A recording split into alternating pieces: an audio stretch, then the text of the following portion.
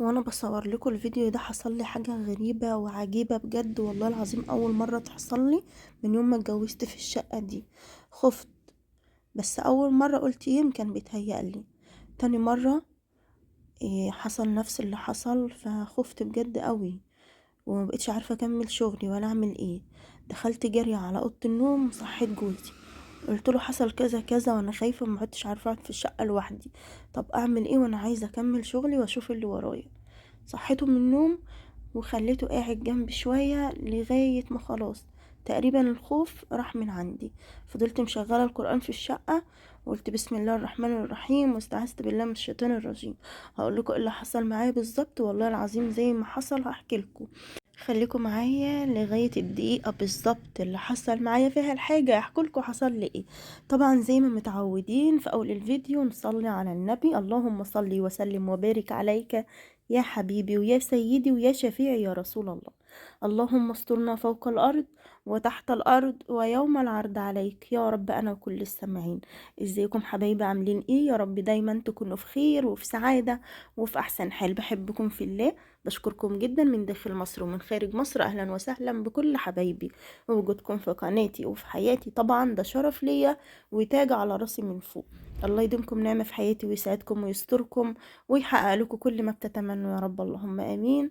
ويخليكوا ليا ويخليني ليكوا، ورمضان كريم وكل سنة وانتم طيبين، وبحبكم جدا جدا جدا. طبعا يا جماعة انا عارفة ان انتوا اليومين دول مشغولين بقى في تجهيزات رمضان وفي الكلام ده كله. ما علينا، عشان انا زعلانة منكم شويتين اليومين دول علشان الفيديوهات بتعب فيها جدا. ويا اسماء غيرنا في الروتينات، يا اسماء جددلنا، يا اسماء كذا كذا. اما اسماء تغير لكم في الروتينات يا جماعة وتعمل لكم روتينات قوية تشجيعية، الفيديوهات ما تتسمعش. عشان كده انا زعلانة منكم بقى، صالحوني. حط لايك للفيديو، هستنى كومنتاتكم الجميلة، الله يسعدكم يا رب. طبعا ده تكملة الفيديو اللي قبل ده على طول، كل ده معمول في يوم واحد. قدروا بقى المجهود ده وروحوا بسرعة بعد ما تتفرجوا على الفيديو ده اتفرجوا على اللي قبله، لان الاتنين يعتبروا فيديو واحد، بس من كتر الشغل اللي فيه منفعش اصلا ان انا انزله في فيديو واحد فقسمته لكم على اتنين. المهم يا جماعة، اللي عايز يشوف بداية الشغل وبداية الروتين بتاعنا كان عامل ايه وعملنا ايه في المطبخ، علشان لما تشوفوا النتيجة تعرفوا انا بجد الروتين كان قوي وتعبت فيه قد ايه. يلا بينا بقى نشوف عملنا ايه. طبعا اول ما شفته في اول الفيديو كده كنت بغسل الشفاط ورشيت عليه سترس. السترس ده منظف طبعا ناس كتير عارفاه، فرشيت عليه وغسلت على طول. ما شاء الله السترس ده تحفة، تحفة بجد بجد بجد. عايزة اقول لكم كمان، حتى لو عندك دهون على المطبخ الألمونتان ما تشيليش همها، رشتين بس كده من سترس ده على المطبخ الألمونتال وعلى طول يا جماعة تغسلي تتلاقي على طول راح منك بدون اي مجهود. يعني بحاجة بسيطة كده هيطلع منك على طول، ما تفضليش تدعكي قوي ومرة واتنين وتلاتة عشان ينضف الكلام ده، لا، هتشوفوا بنفسكم معايا دلوقتي. بس اهم حاجة، زي ما عارفين المطابخ بيبقى ليها يد استانلس او يد ألمونيوم. اهم حاجة السترس ما يجيش على اليد بتاع المطبخ لانه هيحرقها ويبوظ شكلها، عشان نبقى متفقين.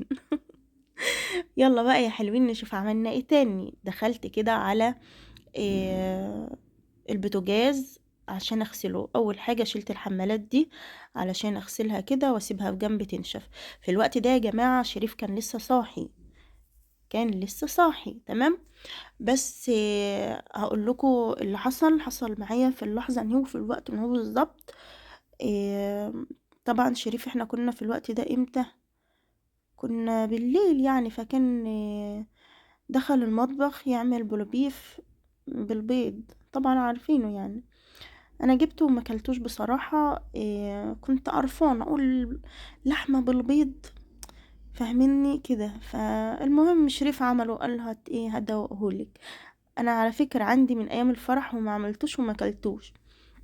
المهم ايه شريف في المطبخ يعني معايا، دخل كده وقام عامله معايا.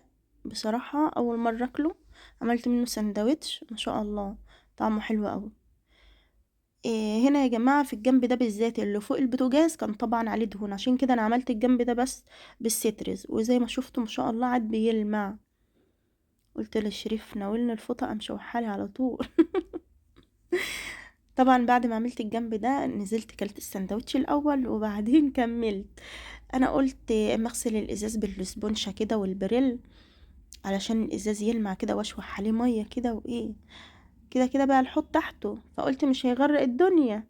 بس يا ريتي ما عملت كده، مفيش احسن من الفوطين يا جماعه، فوطه تنشفي وفوطه تلمع. فانا عملت بس هنا ومش هعيدها تاني يعني. عارفين الفواصل بتاع الازاز ده، لو انتم ملاحظين الفاصل بتاع الازاز هتلاقي دخل فيه ميه وصابون ازاي، فضلت اشوح فيه ميه كتير واغسل كتير قوي علشان الصابون ده يروح، نزل في الفاصل اللي هو ايه راكب فيه الازاز، فتعبني بقى على ما راح. عايزه اقول لكم لغايه دلوقتي يمكن لسه ما نشفش وبيسقط ميه على الحوض، لان طبعا الميه اتراكمت في المكان ده. خلاص بقى يا جماعه هنتسحر النهارده ولا ايه؟ ولا ايه قولولي ولا ايه؟ هنبدأ صيام بقى، ربنا يعيننا يا رب، ربنا يعيننا على طاعته ويعيننا على الصلاة ويعيننا على قراءة القرآن ويعيننا على العبادة، ويبعد عننا أي شيطان يا رب، اللهم أمين، عني وعنكم يا رب. طبعا أنا صورت الروتين كنت بقول لكم الروتين، صورت الفيديو مع هاجر اللي كان على قناتها الجورة. آه، صورته أول ما نزل وأنا لابسة الإسدال ده، الكل ما شاء الله فرحان بيه قوي، يقول لي جميل عليكي، جميل عليكي قوي الإسدال ده يا أسماء وكده، ففرحتوني والله. انا كنت بصور فيه بس عشان واسع، وعشان انت عارفين الروتين المطبخ ده يعني بيبقى محتاج مجهود، فعشان اخد راحتي وانا بتحرك فلبست الإسدال يعني، فاهميني؟ انا ببقى اصلي فيه كده يعني، ان شاء الله حلو عليا برضو صح. رحت على الجنب التاني برضو من المطبخ، إيه، غسلته، بس هنا بقى بنشف بالفوطة يا جماعة، ما عدتش بعمل بمية خالص. وما شاء الله الفوطة حلوة بتنضف وتلمع برضو، لان القمشة بتاعتها قطن. يا خراشي باين عليك الهبوط كده ليه يا بنتي يا اسماء؟ بس عايزة اقول لكم انا مرتاحة، انا تعبت يومها بس دلوقتي مرتاحة ومبسوطة قوي، وساعة ما بدخل المطبخ اعمل فيه حاجة بحس ان انا مبسوطة وانا واقفة في المطبخ بصراحة، حاسة انا مبسوطة كده ومرتاحة. مسحت برضو الجنب ده اللي فوق التلاجة، ومسحت ظهر التلاجة برضو من فوق. وهننزل بقى على ايه، هركب الشفاط، كنت غسلته شايفين نضيف ازاي، نجربه بقى نشوف شغال ولا لا. شغال. هغسل المطبخ من تحت بقى عشان يبقى كله نضيف من جوه ومن بره. إيه، في ناس طبعا قالت لي اسماء وزنك زاد، حافظة على وزنك وكلي صحي وكده. إيه، انا وزني يا جماعة مش زاد ولا حاجة، انا الاسدال هو اللي متخني. يعني انتم ما شفتوني في الفيديو بتاعي امبارح قلت لي وزنك زاد، بس انا لابسة ترنج تمام، وفوق الترنج الاسدال، والاسدال بالطبيعي عشان الحاجة واسعة قوي إيه فبيتخن، لكن انا زي ما انا والله. مسكت الادراج برضو كده مسحتها كويس. طبعا اللي انا بغسل بيه ده يا جماعة صابون سايل، إيه، زائد معجون اللهلوبة، معلقة من معجون اللهلوبة، زائد مية سخنة، يعني الصابون السائل والمعجون بيتحط على مية سخنة عشان ترغي معاكي كده وتنضف. طبعا الفوطة من الوقت للتاني بقوم غسلها تحت الحنفية علشان استخدمها. انا المطبخ بتاعي فاق وبيدعيلي، لان من يوم ما اتجوزت بصراحة ما عملتش الروتين ده فيه، بس انا يعني مش متجوزة من بعيد، ده كلهم كام شهر يعني، بس ما عملتش الروتين ده خالص من يوم ما اتجوزت. بسم الله ما شاء الله، تحسوا كده ان الالمونتين بقى يلمع، بقى يلمع كده، هو اصلا بيبقى فيه لمعة كده بسيطة لما بتغسل وبنضف بيلمع يا جماعة.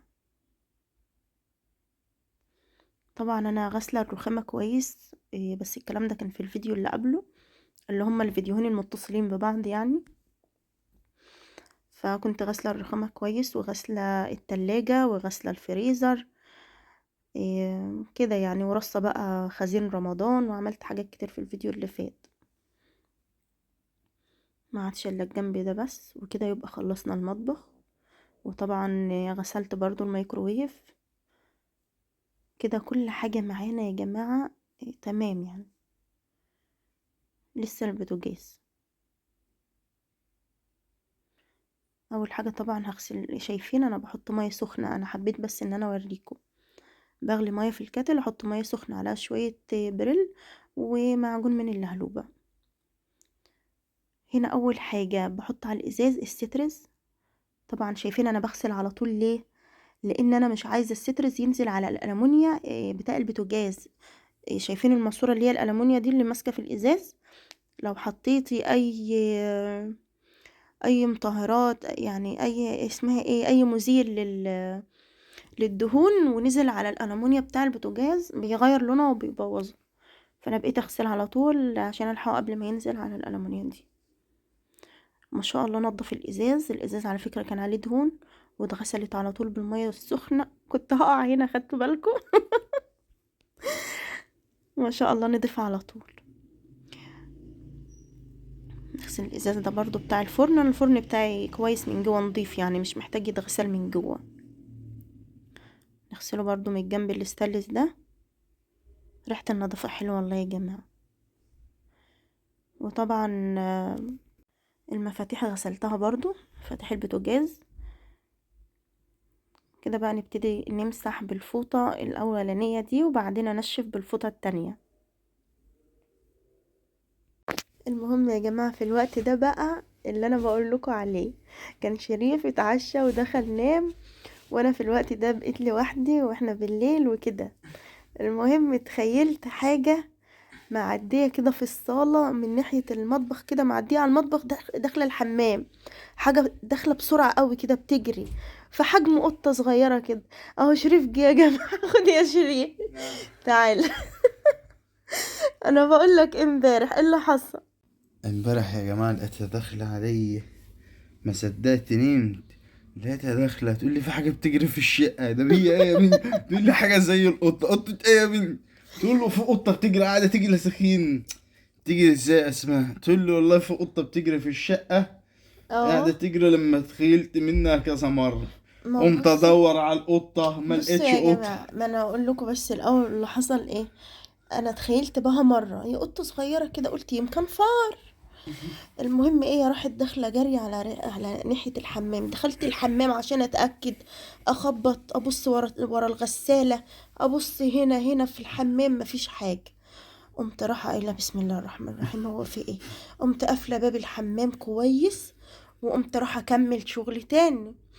ببص لقيت نفس الخيال جالي، برضو نفس الجارية كده من ناحية، راحة على برضو ناحية الحمام. يعني لا، ما رجعتش تاني من ناحية الحمام تاني الصالة، لا، راح نفس الجاية كده على ناحية الحمام برضه. قلت لا، ما بدهاش ساعتها والله العظيم، قلبي دق وخفت. قمت راح على شريف، قوم يا شريف في حاجة في الشقة، انا خايف. والله العظيم. انا ذات نفسي اتجهزت لان انا كنت نايم. بس الحمد لله يعني ايه، انا شغلت القرآن، وبصوا فضلت كده خايفة شوية، بس الحمد لله يعني. الشباك كان مفتوح قمت قافلاه، يعني شباك المطبخ كان مفتوح، انا من خوفي قمت قافلاه. قلت يمكن فار داخل الشقة ولا في ايه. المهم علشان اطمن نفسي قمت قافلة باب الحمام، وقافلة شباك المطبخ، ومشغلة القرآن، وايه، يعني استعذت بالله من الشيطان الرجيم كده. هون احيانا الواحد بيجيله خيالات كده وخلاص. اه بقيت اقول يا ربي، طب شريف بيبقى يروح الشغل بالليل، انا لو خفت في الشقة مانيش قاعدة فيه. يا فتاة تنزل الليل. انا عارفة اعمل ايه. انت عارف لو حصل لي كده وانت ما كنتش في الشقة كنت اعمل ايه؟ مش عارف. والله ما كنت، بيتهيألي كنت افتح باب الشقة واطلع. لان خفت اوي بجد والله. الحمد لله. كويس اللي انا كنت في الشقة. والله كويس. انت تعرف ان انا من ساعتها خايفة اقعد في الشقة لوحدي، لان انا خفت بجد والله. المهم احيانا بيحصل لنا خيال كده واحنا بنشتغل، او حاجة بتهيأ لنا، الله اعلم، بس والله هو ده اللي حصل يا جماعة معايا. كنت بالليل بقى وكده والناس يعتبر نايمة، لان الفيديو ده فضلت اصور فيه مدة طويلة، وكل شوية تليفوني هيفصل، اقوم راح حاطة التليفون شوية على الشاحن وقاعدة اريح واشتغل تاني، فخد مني وقت. طبعا انا هحطلكوا لينك الفيديو اللي هو بداية الروتين ده، هحطلكوا في تعليق مثبت علشان اللي عايز يروح يشوفه كده ايه يشوفه. يا ريت يكتب لي كومنت عشان اعرف ان انتوا ايه رحتوا تشوفوه. ماشي. شطبت المطبخ بتاعي اهو، غسلت الحوض، والبوتاجاز بتاعي اتغسل، والمطبخ اتغسل وترتب من جوه. بصراحة انت رتبت المطبخ يا اسماء احسن مم. من ايام الفرح. والله انا لسه قايله لهم الكلمه دي فعلا. بجد المطبخ بصراحة ترتب احسن من ونضف ايام قوي، الفرح. تحسه نضيف قوي كده، مم. ما شاء الله باين عليه ونور كده. لسه ايه تاني انا ما عملتوش؟ انا مسحت الارضيه يا جماعه، لا ده لسه راح امسحها اهو. دي كانت اخر حاجه بقى هعملها، مع ان انا كنسل المطبخ معاكم، بس شايفين برضو برضو جه عك وكده فكنسته. طبعا المطبخ الارضيه عطفها ميه، مكان ما كنت بغسل الازاز بتاع الالمونتال ده، الازاز بتاع المطبخ اللي انا لسه قايله لكم عليه. اللهم صل على سيدنا محمد. خلاص كده مسكت السلكة كده ودعكت البلاط كويس. شايف شطارة مراتك يا شريف؟ شايفها يا قلبي. تسلم ايدك يعني. الحمد لله. خلاص كده ندخل المطبخ. ورانا حاجة بقى طبيخ كده، هنبقى بنطبخ نفسنا مفتوحة، لان احنا واقفين في مكان نظيف ومرتب ومنظم.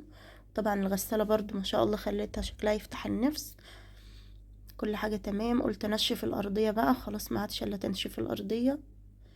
وطبعا السجادة يا جماعة ما فرشتهاش عشان لسه عايزة تتغسل وكده. خلاص كده كله تمام. لا لسه في حاجة، لسه في حاجة، استنوا. شايفين لسه دي اللي لسه يا جماعة اللي احنا شايلينه من الاول خالص، من بداية الفيديو اللي هو الاولاني. كنا شايلين التربو ومسحينه ومرتبين الادراج بتاعته وكل ده، وكنت مطلعاه بره على ما اخلص. بس كده كل المطبخ يا جماعة بقى كومبليت، والبلاط نشف، التلاجة نضفت، شايفين. ودي غسالة الأطباق يا جماعة، بس مش مشغلاها عشان ملهاش صرف. وهنا برضو الميكرويف نضيف وكل حاجة نضيفة. كان في واحدة بتقولي انت ما عندكيش حلة ضغط يا اسماء؟ حلة الضغط موجودة فوقها، فوق المطبخ. ادي البوتاجاز برضو بقى يلمع، والتربو والفريزر، كل حاجة يا جماعة بقت ما شاء الله زي الفل. تسلم ايديا بقى. حطوا اللايك. مين اللي لسه ما حطش لايك؟ الفيديو يعني ما يستاهلش؟ انتوا شايفين ان هو ما يستاهلش؟ طب حطوا اللايك. بحبكم جدا بصراحة جدا. الفيديو ده يستاهل 20,000 لايك. ماشي. بجد. نشوفكم في فيديو جديد ان شاء الله. بحبكم جدا، كل سنة وانتم طيبين، ربنا يسعدكم يا رب. كنت بوريكم هنا برضو كنت رصيت الكوبايات دي، هي اتزحمت شوية برضو بس شكلها حلو برضو، مش مشكلة يعني، عشان كنت لازم افضي ارفف علشان ارص الخزين اللي كان موجود عندي وكده. خلاص حبايبي، نشوفكم في فيديو جديد ان شاء الله، في رعاية الله. كل سنة وانتم طيبين. وخلاص يا جماعة، بكرة بقى هننزل فيديوهات رمضان، الفطار والسحور، ونشوفكم على خير ان شاء الله. مع السلامة، سلام.